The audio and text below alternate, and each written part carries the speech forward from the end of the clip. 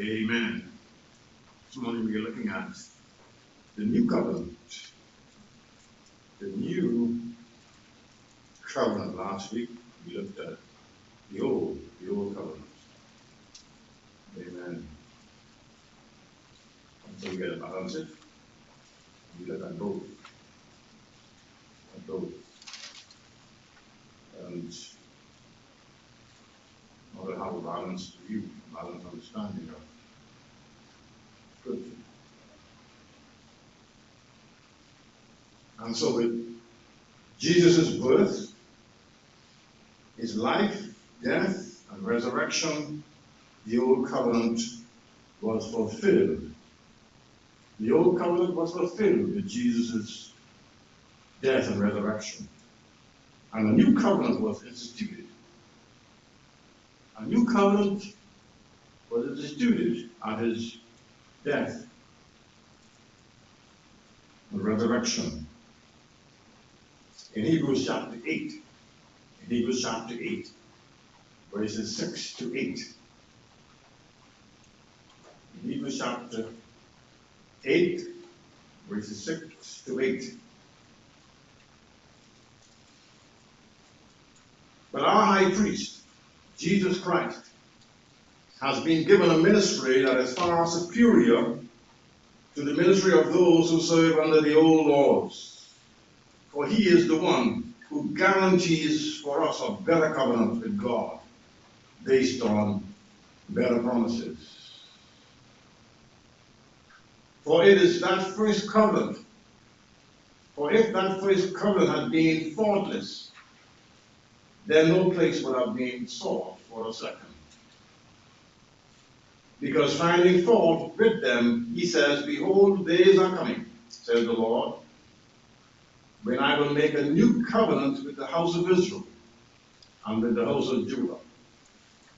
I will make a new covenant, he says, with the house of Israel and with the house of Judah. You see, Christ's ministry is as superior to the ministry of the Aaronic priest as the covenant he mediates is superior to the old one. Secondly, a reason is given. The covenant is better because it is enacted on better promises. This new covenant. It is better because it is enacted on better promises. And we have to have our understanding of this. This new covenant is better because it is enacted on better promises. Christ's ministry is infinitely better. He offered himself, not an animal. See, that's why it's better. He offered himself, not an animal. He presented the value of his own blood, not the blood of bulls and goats. He put away sins, not merely covered them like the old covenant did, but he actually put away sins. He gave believers a perfect conscience, not an annual reminder of sins. He opened the way for us to enter into the presence of God, not to stand outside at a distance, like in the old covenant. He is also mediator of a better covenant. As mediator, he stands between God and man to bridge the gap of estrangement. And so Jesus stood between us and God. He was like a bridge. It is a better covenant because it is founded on better promises, this new covenant that we're talking about. It is founded on better promises. The covenant of law promised blessing for obedience, but threatened death for disobedience. It required righteousness, but did not give the ability to produce it. We're talking about the old law. It required righteousness. It required people to be righteous and be holy, but it did not give people the ability or the power to produce holiness. See? The new covenant, however, is an unconditional covenant of grace. An unconditional covenant of grace. It imputes righteousness where there is none. It teaches men to live righteously, empowers them to do so, and rewards them when they do under grace. I'll repeat that. The new covenant is an unconditional covenant of grace. It imputes righteousness where there is none. It teaches men to live righteously, empowers them to do so, and rewards them when they do. Thank God for grace. And so the first covenant, based on verse 7 of Hebrews 8, the first covenant was not perfect. That is, it was not successful in achieving an ideal relationship between man and God. The first covenant, or the old covenant, it was not successful in achieving an ideal relationship between man and God. It was never intended, however, to be the final covenant. That is the old covenant. It was never intended to be the final covenant, but was preparatory to the coming of Christ. In other words, the old covenant prepared us for the coming of Christ. But it was never intended to be the final covenant. The old covenant. It was never intended by God to be the final covenant, but was preparatory to the coming of Christ. In other words, it prepared us for the coming of Christ. The old covenant. The old covenant. And the fact that a second covenant is mentioned later shows that the first was not the ideal. It was not ideal.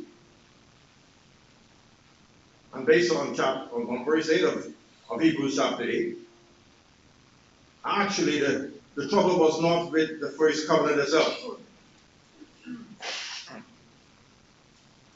Excuse me. The trouble was not with the first covenant itself. The law is holy, and the commandment holy, and just and good, based on Romans chapter 7 and verse 12. The law is holy, and just, and good. The law, under the old covenant, is good. Paul says in Romans 7 and 12. The trouble was with the people to whom it was given, not the law itself. The problem was with the people. The problem was with the people, not with the law itself. The law had poor raw materials to work with. And this is stated here, because finding fault with them, he says, he did not find fault with the covenant, but with his covenant people. With his covenant people. So the first covenant was based on man's promise to obey. It was based on man's promise to obey the law. Exodus 19 and 8. And Exodus 24 and 7. And therefore it was not destined to last very long. The new covenant is a recital from beginning to end of what God agrees to do. And this is his strength. The writer now quotes Jeremiah chapter 31, verses 31 to 34, to show that in the Jewish scriptures, God had promised a new covenant. And the whole agreement, or the whole argument, revolves around the word new. If the old was sufficient and satisfactory, why introduce a new one? Thus, when the Savior passed the cup of wine to his disciples, he said, "This is the new covenant." This is the new covenant, or this is the new agreement in my blood. This do as often as you drink it in remembrance of me. 1 Corinthians 11 and 25. 1 Corinthians 11 and 25.